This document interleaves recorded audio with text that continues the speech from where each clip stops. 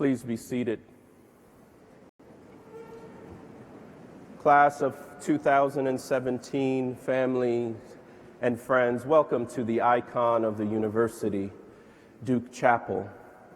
We gather today at this baccalaureate service to celebrate your many accomplishments and to give thanks to God. So let us pray. O God, our help in ages past, our hope for years to come. You are the wellspring of joy and life. Fill us with the light of this new day and of your love. We honor you as our hearts, full of thanksgiving, unfold like the flowers of spring before you. The sun of your grace illuminated our paths on this journey. We thank you for the process of learning and growth through curricular and co-curricular activities, for the vast opportunities and challenges that stretched us as human beings and helped us to become more generous citizens of the world, and for those who invested their lives in our lives, making this journey at Duke possible. We thank you for the mighty Blue Devil Chorus that supported us on this educational pilgrimage.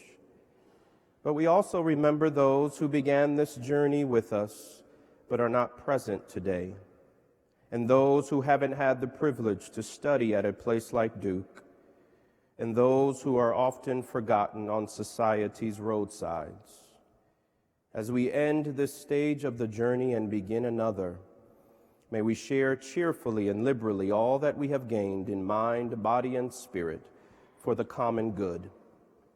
And may we do justice, love kindness, and always walk humbly before you, God of glory and Lord of love.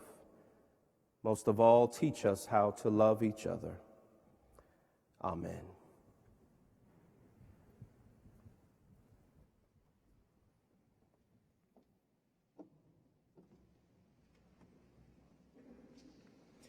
Today's lesson is from the book of Luke, the 14th chapter. On one occasion, when Jesus was going to the house of the leader of the Pharisees to eat a meal on the Sabbath, they were watching him closely. When he noticed how the guests chose the places of honor, he told them a parable. When you are invited by someone to a wedding banquet, do not sit down at the place of honor, in case someone more distinguished than you has been invited by your host. And the host who invited both of you may come and say to you, "Give this person your place." And then in disgrace, you would start to take the lowest place. But when you are invited, go and sit down at the lowest place, so that when your host comes, he may say to you, "Friend, move up higher." Then you will be honored in the presence of all who sit at the table with you. For all who exalt themselves will be humbled, and all those who humble themselves will be exalted. He also said to the one who had invited him, "When you give a luncheon or a dinner, do not invite your friends or your brothers or your relatives or rich neighbors, in case they may invite you in return, and you would be repaid. But when you give a banquet, invite the poor, the crippled, the lame, and the blind, and you will be blessed, because they cannot repay you, for you will be repaid at the resurrection of the righteous." The word of the Lord. Thanks be to God.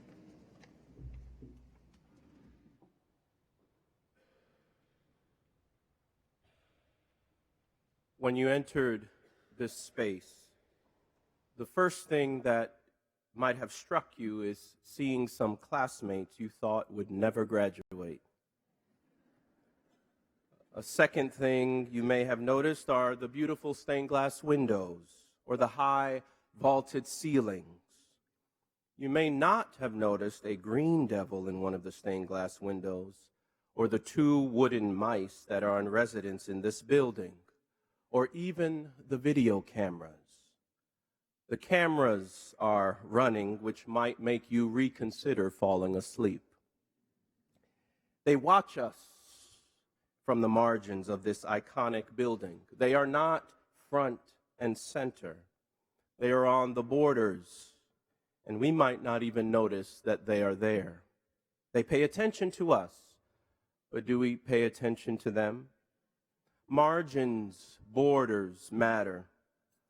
In a 2016 Olympic tennis match, Jack Sock was playing Leighton Hewitt. And Hewitt served the ball, and the umpire called it out. But it was so close that to Sock, it looked in. And so, in an unusual fashion, Sock told Hewitt to challenge the call. You can see the chair umpire looking at Sock as if he was crazy and thinking, what the? You can hear the audience chuckling in surprise. They can't believe what's happening. The umpire reviewed the call, and the ball was shown to hit the line. Thus, it was actually in, giving Hewitt a point. Sock risked losing a point in order to be just. He chose to go against the grain and investigate what happened on the line, on the margins, and not ignore what happened there, because just as in tennis, what happens on the margins, on the borderlines of society, matters. It can change the game, and it can change your life. If we neglect the margins, we won't see the full picture. Margins matter in tennis and even around dinner tables, too. We often find Jesus around a table because he was an ancient foodie. He loved the new West Union building with all of the eating options, and especially the Indian food at Tandoor. At a Last Supper with his disciples, he even told them that he wanted to be remembered by a meal. Do this in remembrance of me. And in today's story, he's going to eat a meal, then he tells a parable about a meal, and then another story about another meal. But what's telling about Jesus is not the actual meal, but who is at the meal. He eats with religious leaders, but when he moves beyond his respected acquaintances, he raises eyebrows. Why are you eating and drinking with tax collectors and sinners? I mean, that's like asking, why are you hanging out with the Tar Heels? He gets critiqued for how he minds the margins because, as the saying goes, show us who you eat with, and I'll tell you who you are.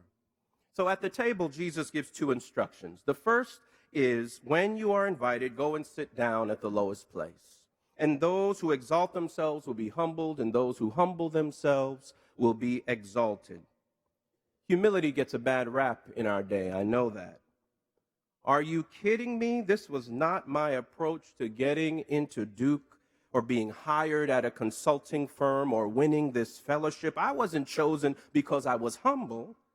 None of us get a job offer because we're humble. On the contrary, you get accepted or are chosen for boasting about your achievements, demonstrating how gifted you are, how much you did in the community, how you excelled in the classroom and on the field, what you created and now have a patent for.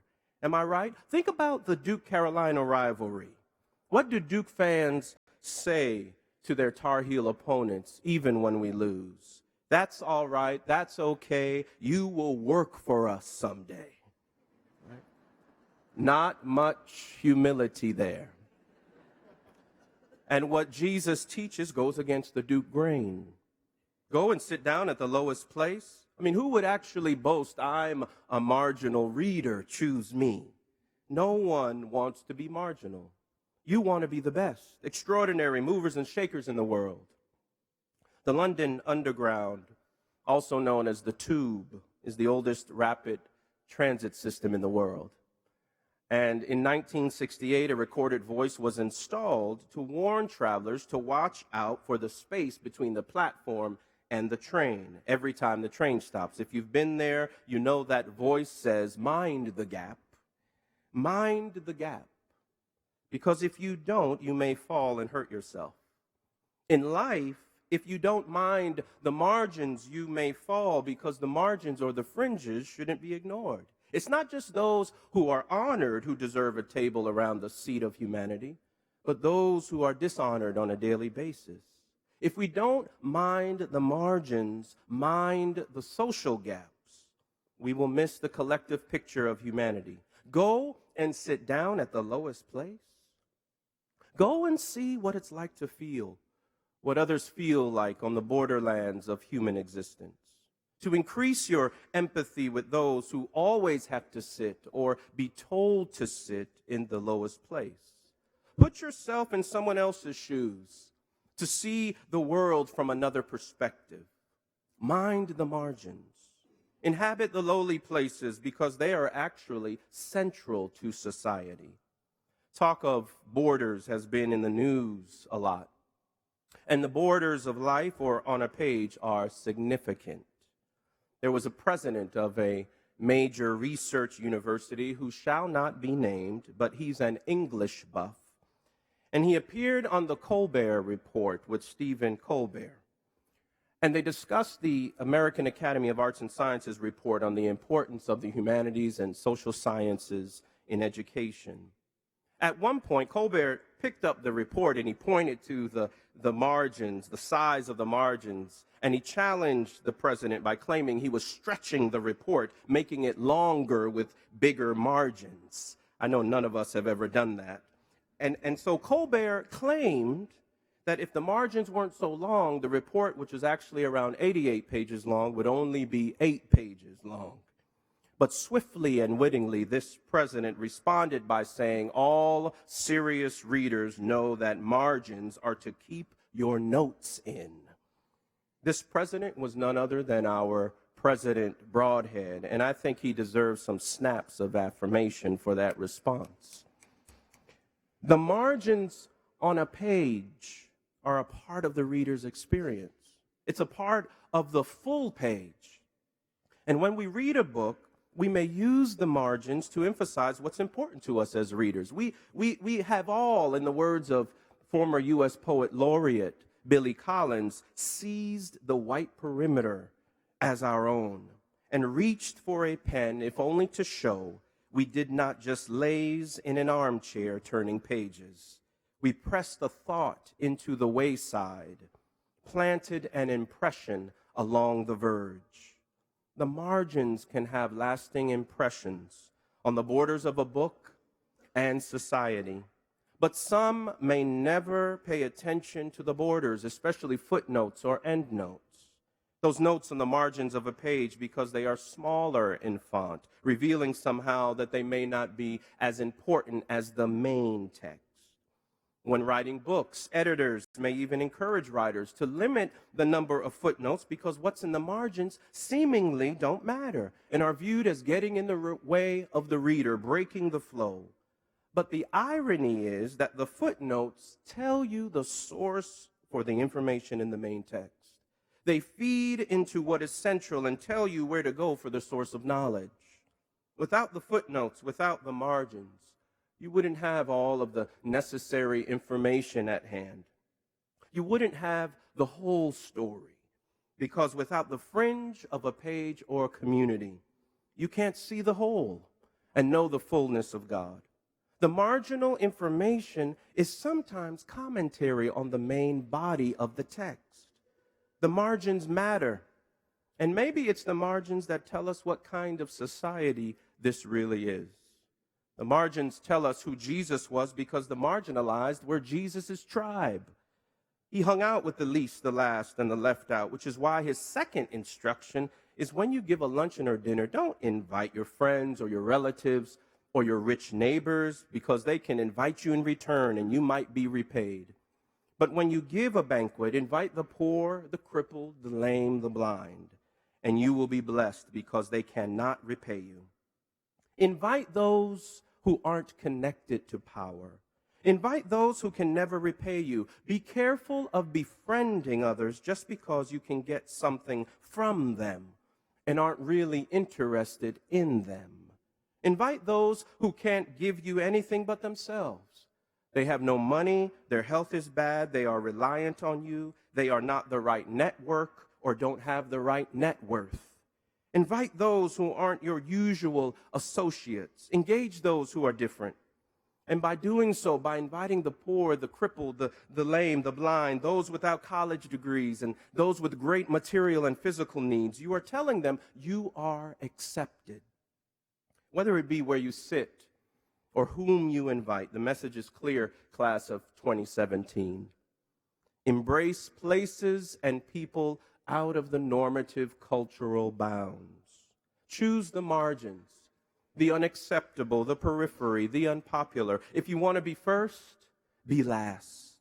Go against the grain. Choose the lowly seat. Invite the outcasts, because God wants to broaden your relational borders. Choose the way that won't win you any awards or honorable mentions. Choose the way that may reward you with a burden or just make you a footnote. Choose what you really don't want in order to receive what you really need. And don't worry about seeking greatness. Seek humility. I know it gets a bad rap, but if you want to be great in service. Do you want to be great? Be great in loving your neighbor or a roommate who snores all night long. Do you want to be great? Be great in respecting the one who cleans bathrooms and sweeps floors and serves food in the student center and had to clean up after you on LDOC. Do you want to be great? Be great in complimenting someone else. Be great in loving. Be great in giving and in listening. And perhaps even post-graduation, you'll receive a PhD in love. Do you want to be great? Mind the margins. Pay attention to what and who are on the border, for we need them if we want to see the whole picture of life and experience the beloved community of God. Our destinies are intertwined. And without those on the margins, the refugees and strangers and immigrants and widows and orphans, the hungry, the thirsty, the naked, the sick, the prisoner, the most vulnerable among us, our future will be anorexic, and the dream of a beloved community will die. But I still hold fast to that border-crossing dream captured in the words of the sonnet, The New Colossus, inscribed on a plaque on the inner wall of the pedestal of the Statue of Liberty. From her beacon hand glows worldwide welcome. Give me your tired, your poor, your huddled masses yearning to breathe free, the wretched refuse of your teeming shore. Send these, the homeless, the tempest-tossed to me. I lift my lamp beside the golden door. In other words, to channel wannabe President Kanye West, I'm just trying to say the way schools need teachers, the way Kathy Lee needed Regis, that's the way we need the fringes. We need each other, because the promise of our future is the expansion of our heart's borders. And maybe, just maybe, we'll see that borders aren't actually dangerous, but sites of hope where the dream of God can come true. That's my story, and I'm sticking to it. See you at the border.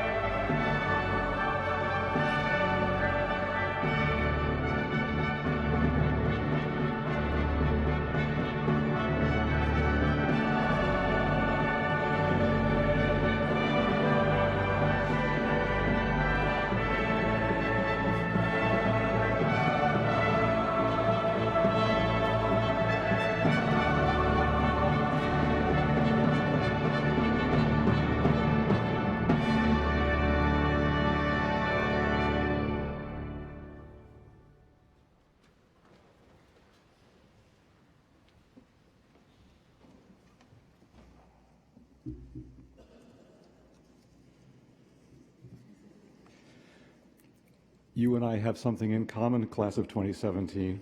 Have you heard? I'm graduating from Duke this spring, too. Do you wonder why? The more I reflected, the more I realized that I really couldn't even think of trying to carry on here without you. And so I decided, if you're leaving, so am I. This fact has given me uncanny empathy with you in your current transition. Earlier this year, an undergraduate student who works in my office said, "So President Broadhead, is this like your senior spring?" I blushed. But to you I will now admit, I have been feeling a lightening of the load, even if I had not yet broken out these shorts and flip-flops that will appear after you leave. But with this rejoicing, as we all know, end-time feelings are actually a little more complicated than that. Another student who works in my office, one who rejoices in using his whole vocabulary, said that he was feeling beset with contrary emotions. And a third said that as his remaining Duke days grew shorter, he wanted to grab each one and hold it tight, but that the harder he tried to slow time's passage, the faster it flew. So I've been thinking what to say to you on this occasion, and it occurred to me that transitions are hard tests for a strength we all need to advance. This is the strength that nowadays is generally called resilience. The meaning of this word is easy and known to you. Any of you who know Latin or any Romance language will hear that the verb to jump is hidden in this word, and so resilience has everything to do with rebounding or bouncing back. But one use of this term gave me a significantly deepened sense of what's at stake here. General Martin Dempsey is a Duke alumnus. He has an MA in English from Duke, and he recently served as chair of the Joint Chiefs of Staff, the highest military advisor to the President of the United States. General Dempsey is teaching at Duke, as you may know, and he gave a talk last winter to the Board of Trustees. In this talk, he listed causes for hope and for worry in the current geopolitical scene. High on his worry list was this one: fear of lack of resilience in face of a terrorist attack. That line lodged in my mind, and it came back, and when I thought of trying to use it in this speech, I wrote to him. He's my pal now, he is. And so I said to him, "General, you didn't say your greatest fear was of a terrorist attack. You said your fear was of lack of resilience from a terrorist attack. Is that right?" And he instantly replied that I was correct. I quote his email: "The threat of terrorism can neither change the way we live nor the way we interact with the rest of the world unless we allow it to do so." You understand what he means. Terrorism aims not just to inflict finite physical destruction, but to create a limitless sense of insecurity and vulnerability, a sense of exposure so vast that you cease to act the way you ordinarily would, and instead beginning hysterically reacting to largely imaginary threats. To resist that effect, to not be defeated in that sense of the word, it's critical to rebound. It's critical to confidently reassert what you are proud to be. So I learned this concept in another context. You will admire the vast eclecticism of my sources of information, from David Cutcliffe, the coach of the football team at Duke, who said, when you hear lines like this, you just have to remember them. He said, "I tell players to think of the turf as a red-hot griddle, and when you're thrown down, you have to hop up as fast as if staying down meant getting burned." Now, I did not play varsity sports in my youth, but when I heard these words, the lesson was profound. Did you really think that all lessons at Duke were learned in courses? Sports aren't about continual triumph. They're a contest where sometimes things go your way and sometimes they go against you. And when they go against you, the art is to get back up, to process what just happened as quick as you can, take any lesson as quick as you can, but then return yourself to the present moment, not dwelling on past defeat, but putting yourself forward again as fresh and strong as you know how. So resilience means rebounding from something that would throw you down or lay you low. But I see you asking, "But President Broadhead, why do you speak to us of resilience? Are we not the world-beating class of 2017, about to ride off from success at Duke to continued success for the rest of our lives?" Perhaps you are. but you will lead very unusual lives if you never encounter failure or loss or frustration or even defeat. There's no leading a human life without being subject to being battered by adversity in its thousand forms. Most humans throughout history have known this lesson perfectly well, but there is one tiny exception, and you inhabit it, namely our contemporary culture of success, the first moment in all of human history that has normalized the expectation that you could and should make your whole life an unbroken string of triumphs. This expectation may drive high performance, but at heart it is delusional and a fantastic denial of obvious truths. Tomorrow morning at your graduation, right before I confer your degrees, I'm going to confer 7 honorary degrees. These are given to people who X years ago were young men and women just like you, sitting in the same rows, full of hope and fear about what lay ahead for them in the great unknown. But having advanced into the great unknown, they have each achieved a life that has defined pinnacle or peak performance in their chosen career. And as I recite their inspiring accomplishments, you are likely to think, well, they had it easy. They never knew any uncertainty. They never knew humiliating setbacks. But you would be wrong. One of our degrees tomorrow is presented to George Church, one of the world's foremost authorities on personal genomics, who flunked out of the biochemistry graduate program at Duke early in his career. I'm not making this up. A super smart Duke undergraduate, he had taken upper-level graduate classes in the sciences as early as the first term of his freshman year. When he enrolled in Duke's graduate program, he learned that he was required to take those same courses over again because they were a degree requirement. But he found it so stultifying and pointless that he didn't do the work and skipped the classes, and at the end he got a grade of F. At this point, the graduate school kicked him out, and some, I will not name him or her, bureaucrat, presumably now roasting in the eternal fires of administrative shame, tried to soften the boys by writing him this actual letter. Church has put this up on his website, so I'm really quoting. Here's what Duke said to the flunked out person. "We hope that whatever problems of circumstance contributed to your lack of success at Duke will not keep you from successful pursuit of a productive career." He needn't have worried.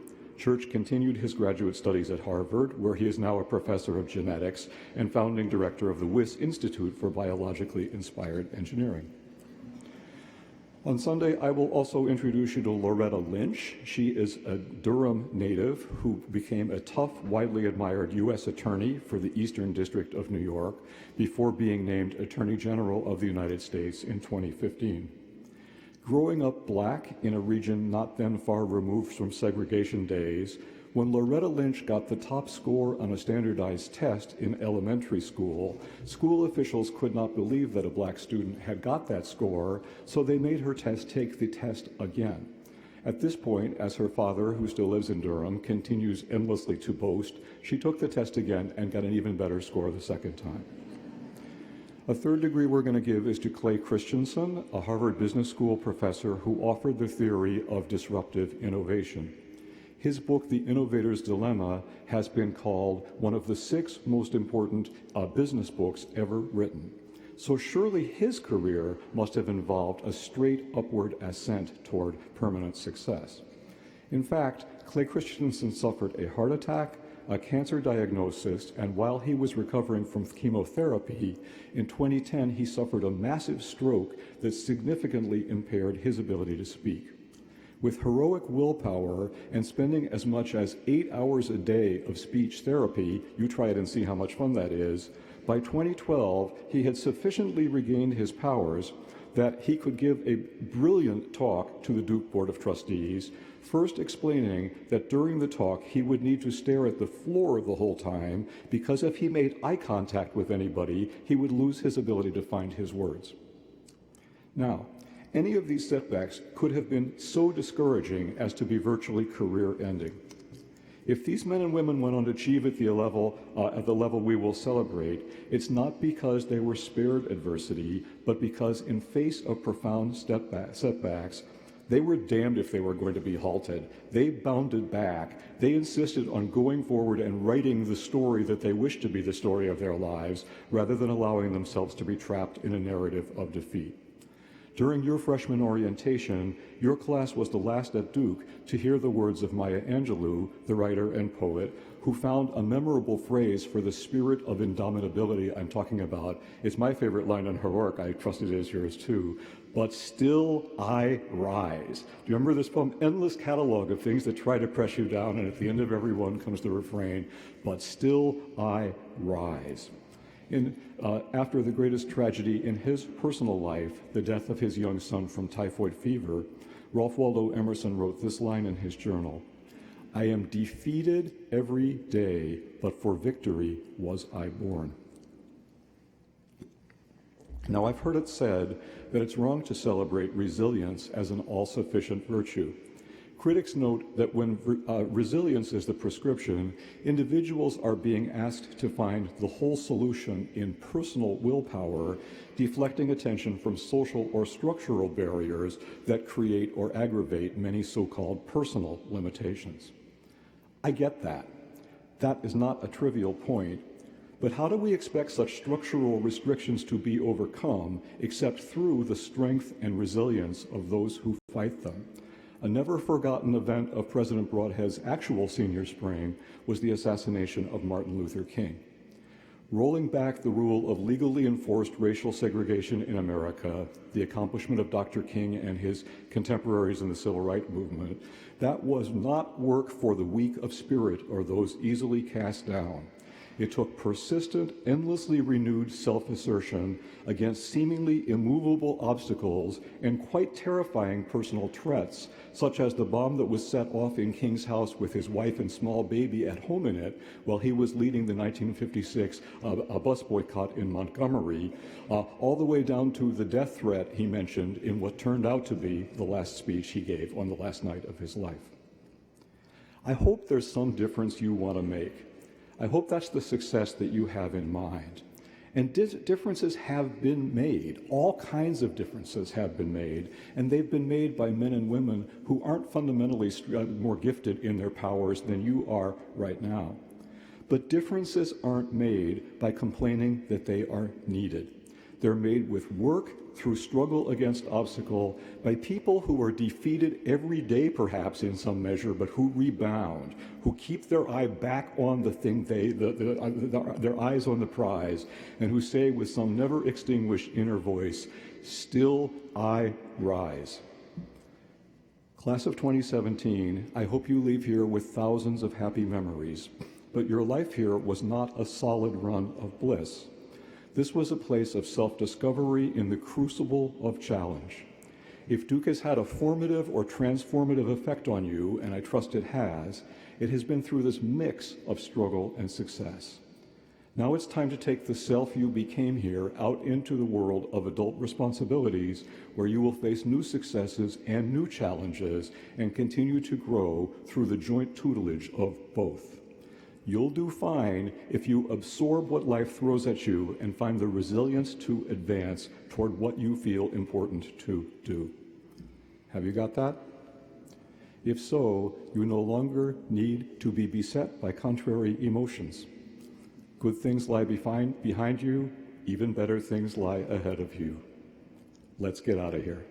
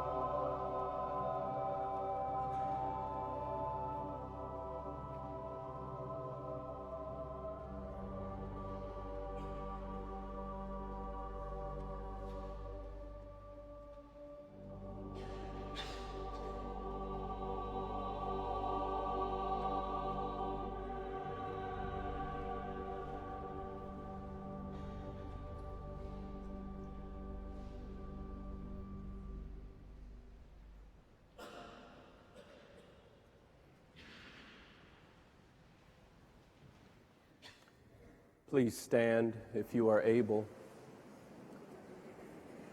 The world needs a blessing, and you are that blessing, class of 2017. And now may the Lord bless you and keep you. May the Lord make his face to shine upon you and be gracious unto you. The Lord lift up his countenance upon you and give you peace, now and forever. Amen.